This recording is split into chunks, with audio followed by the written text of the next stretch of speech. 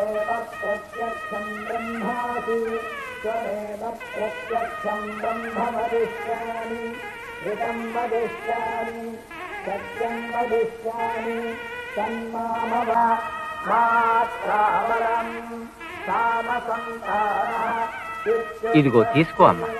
చల్లగుండు బాబు. ఆగు బాబు, నీ పేరేమిటి? మంత్రాలు జపిస్తున్నావా? ఆ గుడ్డిదాని అవస్థ చూసావు కదా, సహాయం చేయకూడదు? తోటి మనిషికి సహాయం చేయకూడదని మంత్రాలు చెప్తున్నాయా?